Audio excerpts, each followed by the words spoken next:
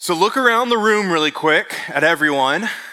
We don't trust each other.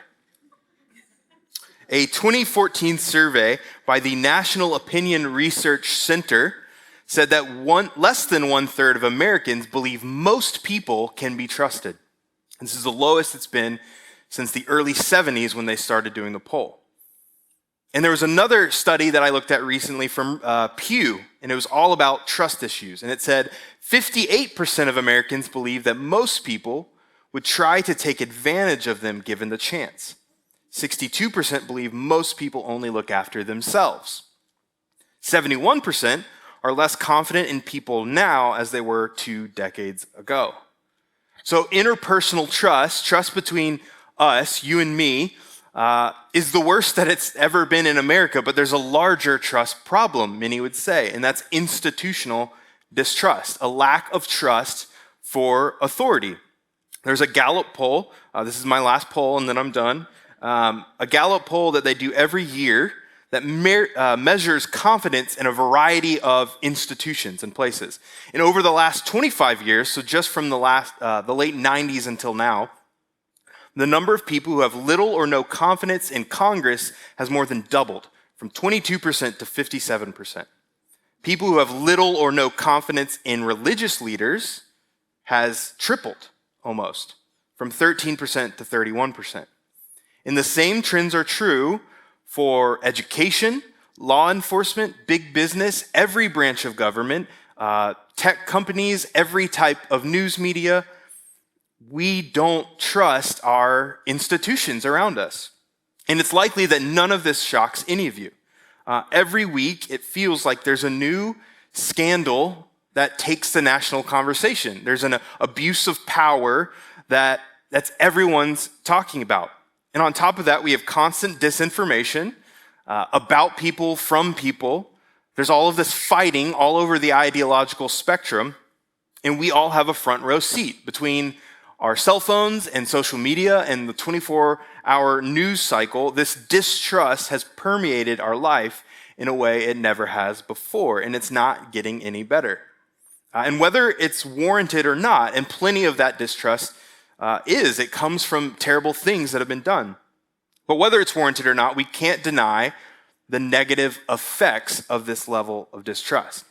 Low levels of trust, both on a personal level and a large scale in a nation, have terrible results. It leads to this failure to act, failure to organize, failure to sacrifice for the common good. It makes us more adversarial. We always think someone's working an angle on us. And ultimately, all of this leads to increased anxiety, depression, and this pervasive sense of hopelessness in our culture today. So whatever or whoever is to blame, this lack of trust is leaving us in this heavy, disoriented, hopeless place that we can't flourish in. There has to be a better way. And so today, in this text that I just read, Paul is going to show us one. If you've been tracking with us, we've been moving through 1 Thessalonians. And Paul is writing a letter to a church much like ours. It's from a variety of backgrounds that all came to this city. And this city is big and bustling and important in that area. But this community, the church, was united by a cause. That cause was the good news of Jesus. So as we approach the end of this book, Paul is becoming increasingly more practical. He's telling us this is how you live for that cause in the middle of a culture that doesn't share your values. There's always going to be friction with the world. We've seen this throughout history. No matter what country, no matter what culture, no matter what context, there's always going to be friction between how we live and how the world lives. And we're called to live a different way. And this book, the Bible, is meant to help us navigate that. We just sang that we've seen how good it works. We sang that Jesus changes everything in our lives. So if we believe that, then we need to believe that this book can change how we react to our culture. So 2 weeks ago, Pastor Ben, he looked at how it changes our sexual ethic. What is different between us and the world? Last week, he talked about how it affects our jobs, our careers. And today, I'm going to talk about how our faith changes how we relate to our leaders. If we, the church, are united by that cause, we need a unified culture that points to that same cause. So first, why bring this up? Why is Paul talking about this? If you remember the first 3 chapters, things were going really well in Thessalonica. All of it is Paul encouraging and thanking, and he's longing to see them, and everything's going great. So why would he add this? And how I look at it, I believe it serves as a reminder that no matter how something looks on the outside, no church is perfect. Churches are filled with people, and people are flawed. So what Paul is doing is he's saying, I can see that even though this church is great, even though incredible things are happening, there are cracks forming. I can see them forming. DC, compared to a lot of cities, is a pretty old city. And in the last 4 years, Becca and I, we've lived in some older homes. And you get used to, in these old homes, old home problems. Just weird quirks from these 100-year-old townhomes that you live in. And for instance, there's just strange drafts in the wintertime or in the summer where you're like, I don't know why it's so cold in this spot, or why is it so hot in this spot? Why doesn't anything work? Or doors that don't fit right. Or right now, we're in an apartment. I hope my landlord doesn't listen to this. We're in an apartment where the floors kind of slope.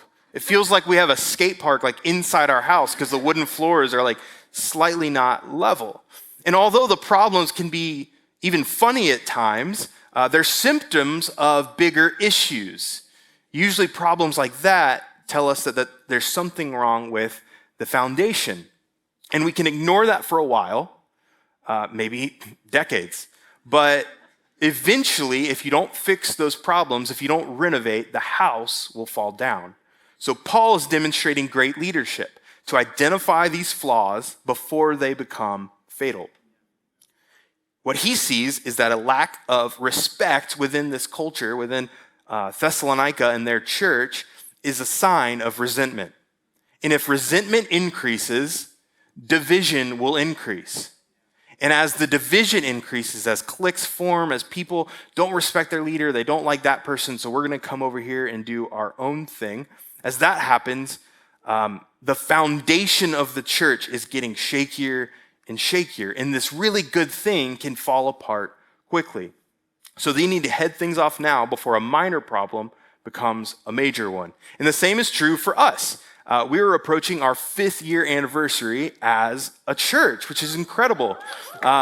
We have seen amazing things happen in the last 5 years. We're not divided. We're not falling apart. There's not a coup forming in the Howard basement right now. Pastor Ben is preaching somewhere else today. We don't have him tied up backstage. Things are great. But Peter reminds us in one of his letters that we have an adversary that's waiting to pounce. We have an enemy that would love to divide this church with whispers and with an angry word here and an angry word there, and then one day you wake up and there's division. So this is preventative care. We want to do the work now to avoid problems later. We want to let the Word of God guide us into unity. So today, Paul is going to answer 3 questions about honoring our leaders. Who are we meant to honor? How are we meant to honor them? And why we are meant to honor them. So we're going to start where Paul starts. Who? What do leaders look like? What makes a leader worthy of honoring, elevating, emulating? And he says it in verse 12. We ask you, brothers, to respect those who labor among you and are over you in the Lord and admonish you. So his first request here is respect, and that word is to know. What he's saying is identify or recognize the legitimacy of these people as your leaders. In other books, like the pastoral epistles, he expands further on, here are some qualifications, here are some characteristics of what it looks like to be a leader. But right here, he keeps the structure simple. Just respect those who emerged naturally. These aren't the coach's kids. They didn't get a degree for it. They weren't grandfathered in. They just stepped up. And that's important for us because often we view leaders as those people, They're set apart. They have a title attached to them. They have a paycheck. But what Paul is showing with this broad definition is that all of us can lead if we have the character and if we rise to the occasion. So he describes here one group with 3 traits. It's not 3 different groups. It's one group, 3 traits. They labor among you, they're over you in the Lord, and they admonish you. And the first characteristic tells us a lot about these people. They labor among you. Those words carry the idea of growing weary because of the work. They're pushing themselves to extreme fatigue on your behalf. They're in it with you. They're among you. And what is that labor? It's not just that they're doing their own jobs amongst you. They're not outside shoveling. They are spreading the gospel. The labor is the gospel. Earlier in Thessalonians, it says, "For you remember, brothers, our labor and toil. We worked night and day that we might not be a burden to any of you while we proclaim to you the gospel of God." Paul constantly in the New Testament connects these ideas. Labor, gospel. They're not 2 different things. It's the same thing when Paul is talking about this. The labor is gospel work. It's toiling for the needs of the church. They're not building their own kingdom. They're not building their own platform or brand. The work isn't about them. It's about what Jesus has done in them, and they're doing something for the church. They're lifting up the church. A good leader doesn't sit back on their little throne and just tell people what to do. They're not just manipulating and bossing people around. A good leader is shoulder to shoulder in it with you in the battle. A good leader has more skin in the game than anyone. And we want this to be true of all of our leaders. One of my first experiences in Washington, D.C. I was 14 years old. I came here on a church trip. And we were serving in the city, and we were in this shelter in the city that's still here today, and we were working in the kitchen of this shelter, and we were serving food, we were cutting vegetables, and then they had us deep cleaning this kitchen, and I remember it was very strange. They had us deep cleaning near the end of the day, and then they had us stacking up this wall of non-perishables in a way that didn't really make sense. It was boxes and cans, and we find out next day that a congressman was coming. A congressman was coming to serve here, allegedly. And as soon as this man came in, it all was just a big photo op. Not for the shelter, it was a photo op for him. And he's getting pictures of him cutting. He's getting pictures of him cleaning stuff that was already cleaned the night before.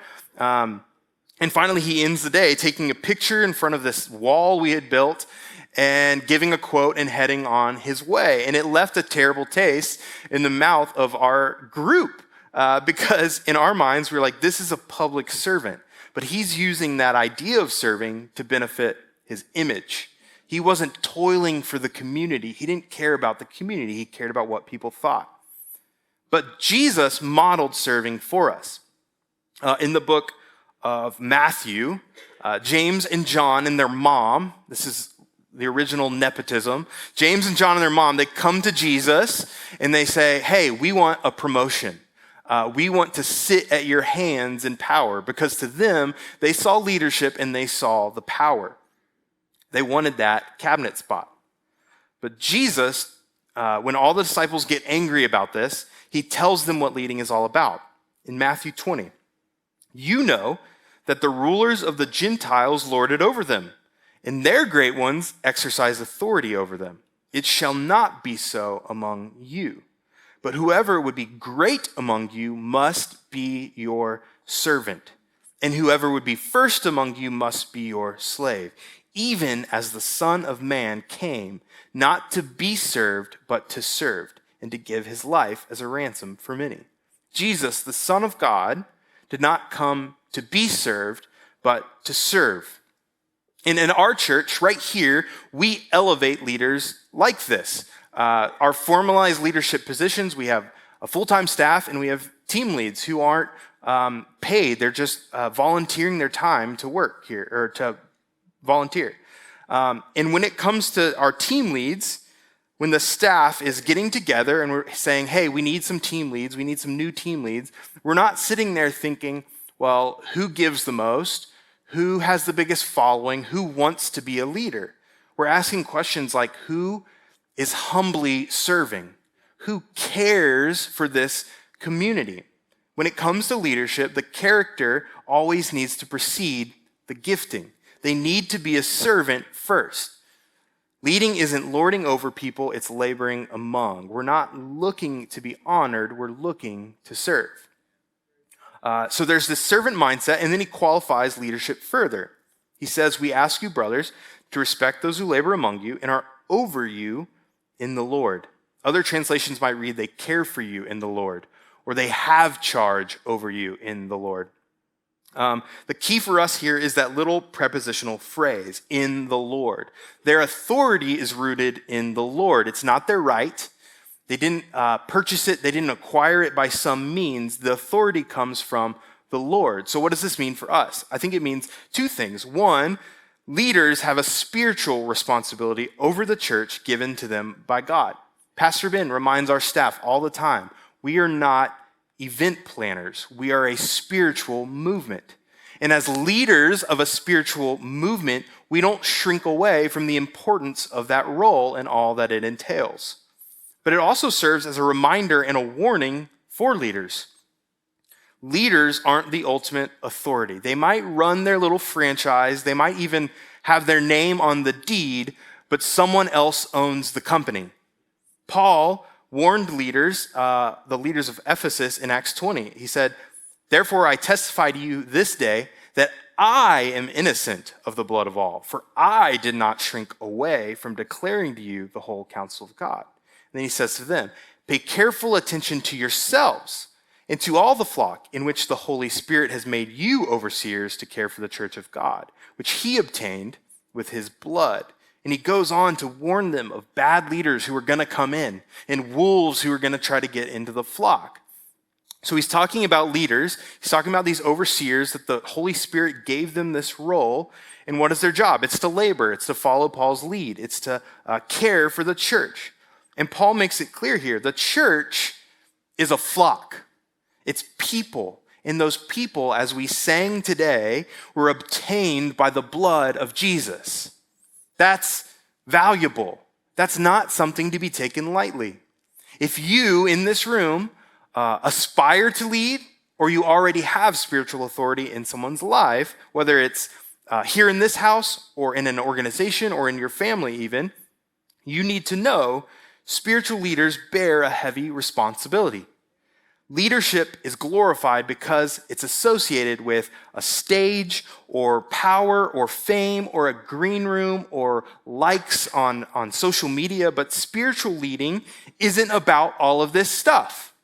Spiritual leading is about shepherding a flock, people that were bought by the blood of Jesus, and that's a high calling, and that should be a warning for many of us. A lot of those abuses of power come from people who don't realize that leadership is a heavy responsibility. Hebrews 13:17, it echoes this text, and he's telling them to submit and obey their leaders. Why? So that the leaders can be exalted, so the leaders can make a buck? No, it says because they are keeping watch over your souls as those who have to give an account.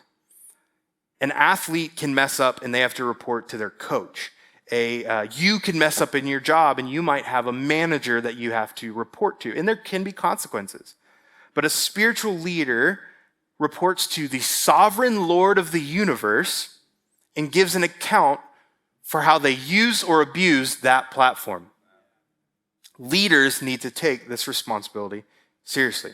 And the third thing that Paul says about our leaders says, we ask you, brothers, respect those who labor among you and are over you in the Lord, and admonish you. And admonish carries the meaning of instruct or warn or call out poor decisions. It's not to provoke, it's not to attack, it's not to belittle, it's with the aim of helping someone change for the better. When it comes to our relationships with leaders, with authority figures, a lot of our resentment stems from this one right here. Nobody wants to be called out. You hate it, I hate it, we all hate it, but we need it. It's an important task for a leader, and it's an important need for all of us. We've seen this in every book in every movie ever. There's this young protagonist, and they might have talent, but they have no discernment on how to use that talent. And so they need that wise mentor, Mr. Miyagi. They need Yoda. They need Dumbledore. They need Gandalf. They need other old wizards, I guess. They need someone to say, this is the right way. This is the better way. I know for me personally, like I said, I was really involved in a youth group growing up. And for me, like many of you, I was obsessed with the idea of relationships. I wanted to be liked. I wanted the affirmation that comes with relationships. I was always going out of my way to be in a relationship, and it was really unhealthy at times. And I had leaders who would call me out on it, and I hated it. I thought they were attacking me. I thought they just didn't get it. They just didn't know. They were coming to me and calling me out because they knew my behavior wasn't matching my words. It wasn't matching what I was saying about myself as part of this church. And years later, I worked alongside of a lot of those mentors at the same church with middle schoolers and high schoolers. And I remember on one trip, there was a kid just like me, just like I was. We're on a charter bus on this trip, and it was an episode of The Bachelor. It was a mess. He's sending it out to every girl sending it right back to him. There's just all of this drama forming on this charter bus. And it got so bad after a few days that my buddy who was my mentor, we had to pull this kid aside. And we had to say, hey man, this is becoming a huge distraction. We don't want this for you. We know you're better than some of the stuff that you're doing. And we had to just lovingly call him out.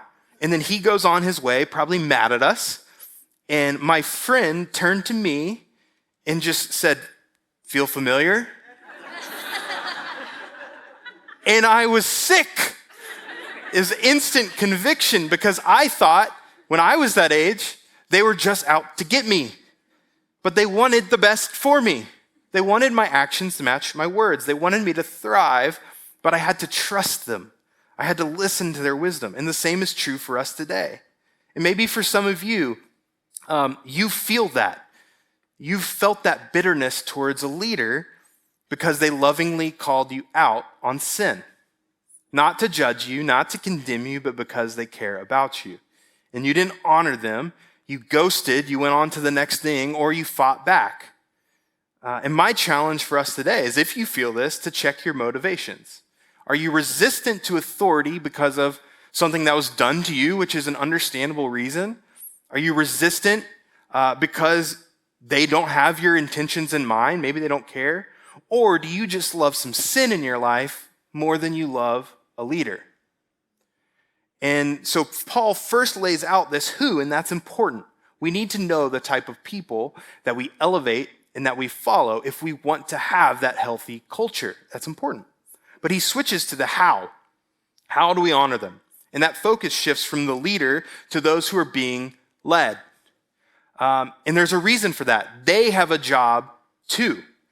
A good leader is ineffective if they aren't supported, if they don't have people laboring with them, if all they're doing is spending their time warding off attacks from the people who follow them. So these people might be leading, but these people, they're part of this. They have something to do.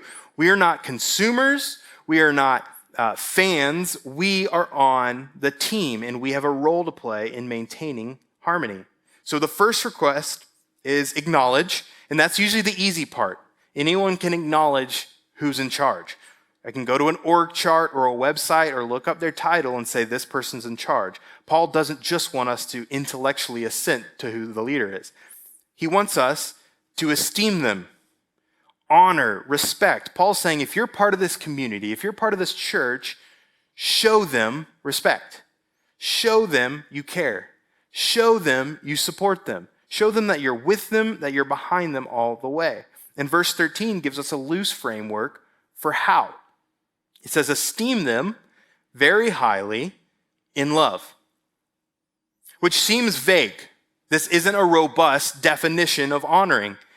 He doesn't do what he does in other places in the New Testament sometime, which is craft this checklist of don't do that, do that, don't do that, do that. It's pretty vague. He only gives us those two qualifiers. Esteem them very highly and do it in love. But I believe Paul is opening us up to a wide range of ways to show honor. He's not confining it to a narrow meaning. There's many ways to honor people, and we're going to look at a few that I believe are scripturally sound ways to honor people. But first, what needs to be true no matter how we honor? Number one, esteem them very highly. And I love this word because Paul is smashing several Greek words together and he's intensifying the meaning. It conveys something like over the top, above and beyond, out of abundance, excessively, exceedingly. It's all of these things. So however we are to honor people, we're going to go all out. We believe that everyone has dignity and is worthy of respect. But in this case, in this text, we're conveying the idea that when it comes to our spiritual leaders, we're going over the top. We're going all out to show them we care. Paul in Romans 12:10 says we should outdo one another in showing honor, which I love. I'm a very competitive person, so I like that idea of, hey, you got to wipe the floor with those other guys who they say they're going to honor him. I'm like, no, I'm going to honor them more. I can be more honoring. And we want to be generous with our respect. We don't want to scrape the bottom of the barrel. We don't want to give the bare minimum. This is how the world treats respect. If you earn it, if you meet my demands, if you give me something, I'll honor you highly. But for now, this is all you get. You are worthless to me until you prove your worth. One reason that we honor highly is because of that. It demonstrates worth. If we minimize or we withhold our honor from someone, we're saying you're not worthy of it yet. I don't know if you've ever gotten a morale-boosting benefit at work when you expected something better. And you get that email on Thursday morning and they say there's a big surprise coming. And everyone starts talking about what the surprise could be. And, Dave in accounting, he's like, we hit our net profit, our best profits ever this year. Like things are looking up. Things are looking good. And someone else in HR, they're like, oh yeah, I think I heard like this is going to happen. And it keeps getting bigger and bigger in your mind. You're like, we're going to get bonuses. We're going to get time off. They're going to cater this big lunch for us tomorrow, all this stuff. And sure enough, end of the day comes, 4 p.m., and you get that email that tomorrow's casual Friday. And you can wear your blue jeans to work, even though you've been wearing them for months and no one noticed. And what's happening here is we don't feel cherished or respected or honored or loved because we think, hey, you're only showing us it with casual Friday. You are worth casual Friday jeans at work to me. And in your mind, you're like, well, I would have loved to be worth bonus to you for all of that work. But when the church honors, we don't want to hold back. Good leaders are not in it for the honor. We already talked about this. But we, as people who are following leaders, want to encourage them and lift them up by honoring them highly and showing them we care. The second way that we show honor, abundance and love. We esteem them very highly in love. And this part of the passage shifted my perspective. There's a relational component to honoring someone that we cannot ignore. We're not an institution. We're not an organization. We are a family. And that changes everything within the church. It should play a massive part in how we love each other, how we encourage each other, how we care for each other, being part of a family. The world tells us to honor people because of their title or their power or fear of them or what they can give to you, their fame. And some of those reasons can be fine. We should honor people in certain settings. If a very famous person came to me, I would act different to them than I would someone else maybe. But that's cheap. That's a cheap way of honoring. And when the power is gone, when the title is gone, When they have nothing to give to you, do you still feel the same way? Do you treat them the same? Or do you just have a what can you do for me, what have you done for me lately mindset? But in here, in the church, in the household of God, we honor because of love. We have respect for each other, and we have respect for our leaders because of love. It's not predicated on their status or what they can do for us. It's an overflow of our familial love for them. Paul's reminding us here, this isn't blind submission. I'm not telling you, I put them in charge, so you have to listen to them. We're esteeming them because of our love. I have a 10-month-old baby, River. Right now, my authority is meaningless to her. There are no combination of words that I can say to convince her to do anything. She doesn't understand. And she doesn't realize it yet, but when I tell her to do something or not to do something, it's because of love. It's because I care for her. I don't want her to crawl over to the heater and touch it because I love her. And my hope and my prayer is as she gets older, she will see that. She won't see me as this demanding tyrant trying to control her life. She'll see me as a loving father who cares. And I hope she responds in kind.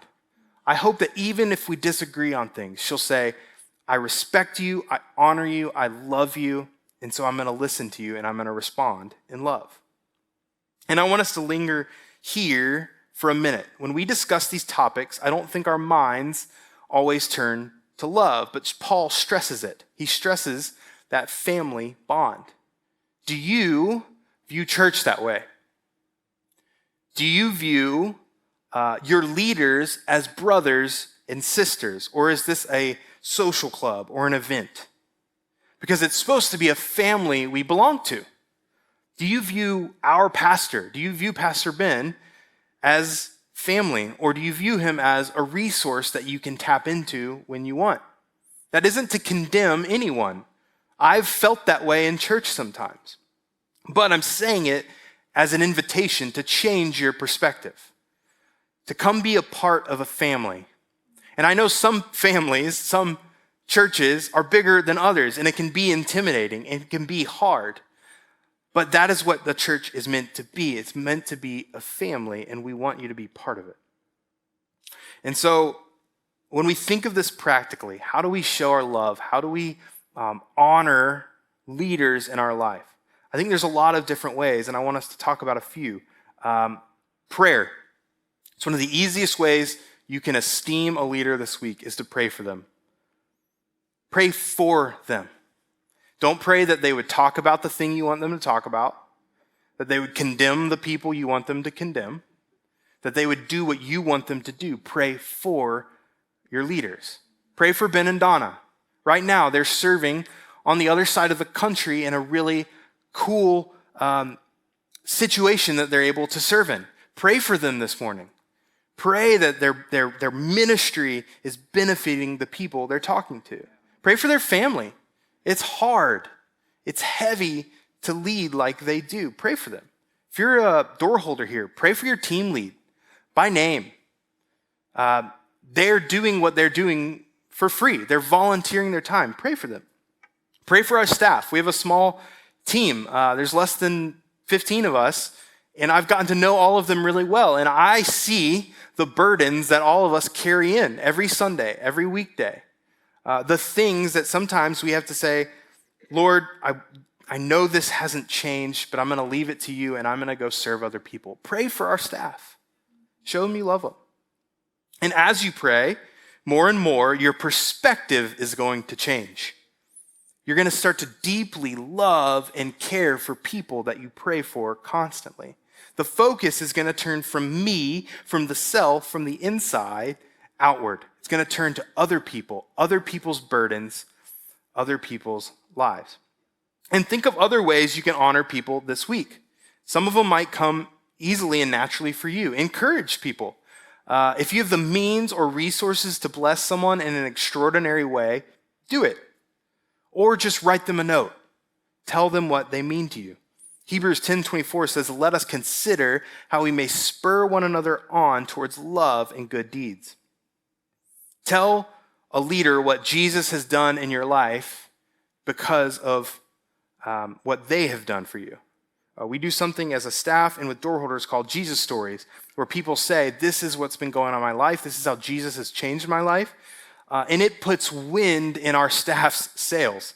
And sometimes we hear one from months later where someone's like, hey, this is this really cool thing that happened to me 4 months ago. And we're like, why didn't you tell us? That's incredible. Just this week, the last few weeks, a few people have told me some about CORE and how CORE has been a great example in their life and changed their faith. And it meant so much to me because it was this person's way of telling me the work was worth it. And we don't always get to see the fruit of our labor, and that's fine. But it's amazing to hear that the work was worth it. If you want to honor your leaders, imitate them. We just talked about all these incredible traits. Humility, a servant mindset, they're laboring. Imitate that. Serve other people in your life as you have been served. Come be a part of what we're doing. Maybe you're someone who's come for a while and you've checked this out, and maybe a way you can honor some leaders or someone, a spiritual authority in your life who invited you here, is to come be part of what we're doing, serving the city, serving each other. And finally, one last one that I hinted at earlier, one of the most difficult ones is when someone admonishes you, when a leader lovingly tells you about some sin in your life that needs to change, respect them. Don't lash out. Don't gossip. Don't get angry. Don't attack that person, because that's what the world wants us to do, is fight back. But we don't do this. Our leaders, when they admonish us, we honor them in love. And finally, Paul gives us the why, and he does so by reminder. He says, esteem them highly in love because of their work. Leadership is a big responsibility. Anyone can be the Monday morning quarterback on the day after the big game that says, well, I would have done it this way. I could do it better. I could have caught that. I could have thrown that. When we have that hindsight and that overhead view, all of us think we could do it better. And the work of a leader can look glamorous and easy, but as we said, it's heavy because it deals with a flock. It deals with people and spiritual things. So Paul's reiterating and reminding us, I'm not asking you to honor them because of their social status or blindly submitting to them or because you get something from it. I'm asking you to honor them because of their work, because they're toiling and laboring in the gospel for you.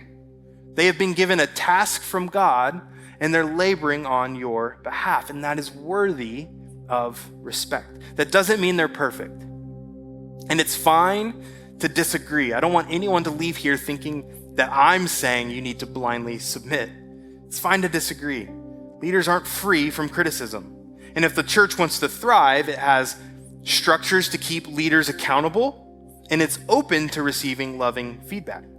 But our tendency is to think it's our job to criticize.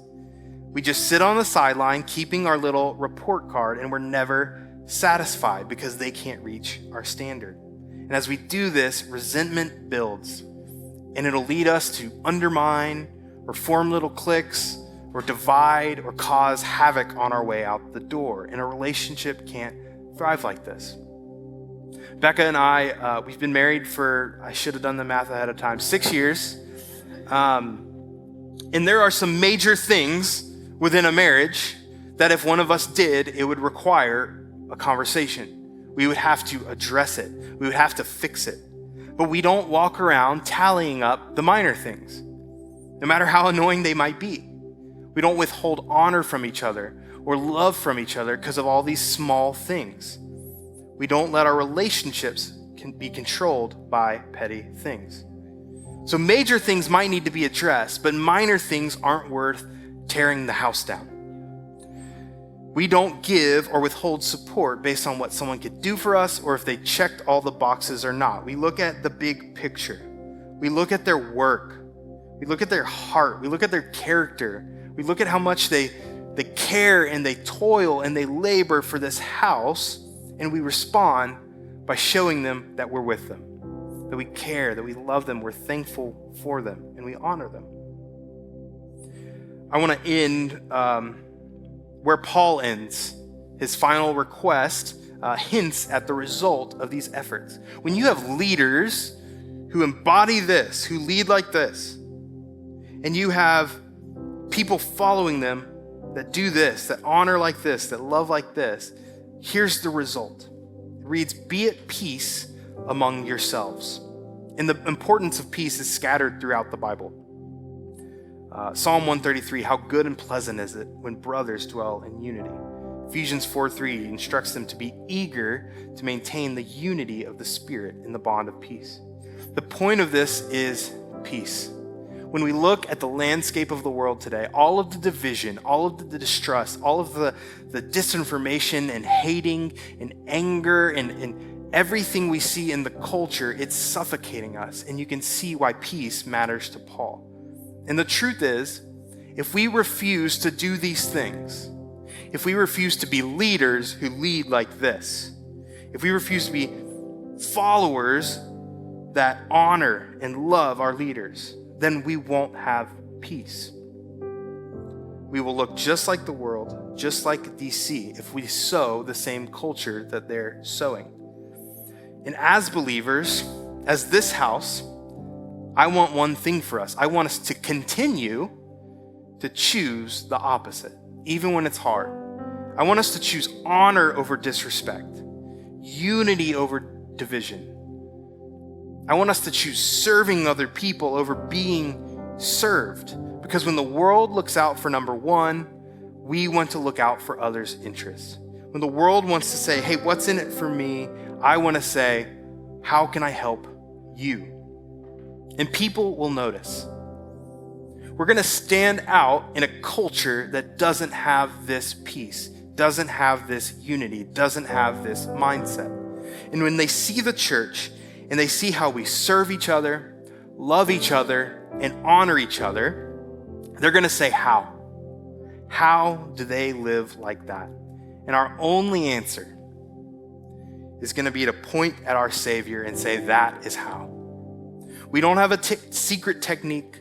We don't have a 5-step plan for you, but we have Him, a kind and humble and loving servant who came for us. In this church, we believe that we are all beautiful in the image of God, but we're all broken because of our sin. But God, being rich in mercy because of the great love that He loved us, sent His Son to live the perfect life that we could not, to die the death that we deserved. And after He rose from the grave and conquered death, we now have a spirit that is changing our hearts when we put our faith in Him. And we are being knit together into a family, not an organization, into a family. In this family, as imperfect as we all are, we have been saved by grace through faith into that man, and we are going to chase after Him. He is the cause that unifies us, and we are going to display a culture that glorifies Him.